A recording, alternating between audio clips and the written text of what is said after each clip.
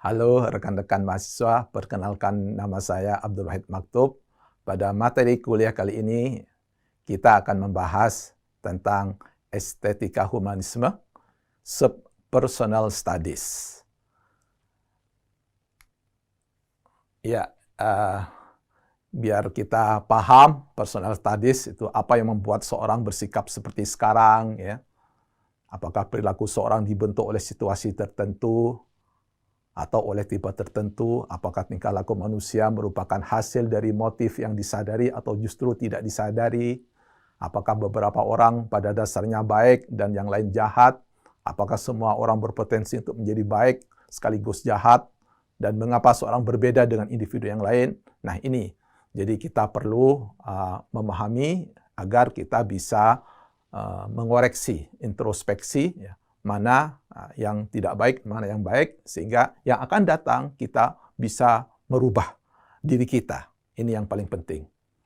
Jadi kepribadian kita bisa berubah dengan juga belajar dari orang lain juga, bagaimana pola-pola dari sifat yang relatif permanen dan memiliki karakter unik secara konsisten dan yang pada akhirnya memunculkan perilaku individu. Itu menurut para ahli, tapi saudara bisa saja punya pandangan berbeda. Bagaimana kita dari waktu ke waktu meningkatkan kualitas kepribadian itu, yang relevan, yang bermutu, sehingga kita bisa merubah nasib kita di masa depan, ya, dengan belajar dari situasi, ya, karakter orang lain, ya, yang berhasil, yang gagal. Ya. Nah ini yang patut kita pelajari, ya. Jadi bagaimana kita melakukan perubahan, ya, pola perilaku itu yang konsisten dan proses interpersonal yang bersumber dari masing-masing individu. Pola perilaku yang konsisten ini merujuk pada individual differences. Tiap orang berbeda-beda. Nah, kita bisa membandingkan nanti, ya.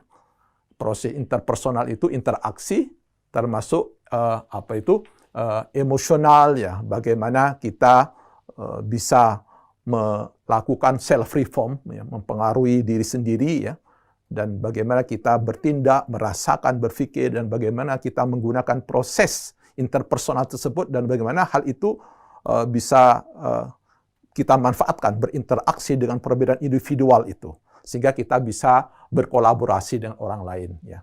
Jadi karena ada kalanya kita itu kesulitan, ada psychological barrier, ya, untuk bisa belajar di orang lain, berkomunikasi dengan orang lain. Tapi dengan kita mengerti kepribadian, personal study, kita mempelajari, maka kita akan menyadari kelemahan kita, kelebihan kita, kekurangan kita, dan juga bagaimana kelemahan orang lain.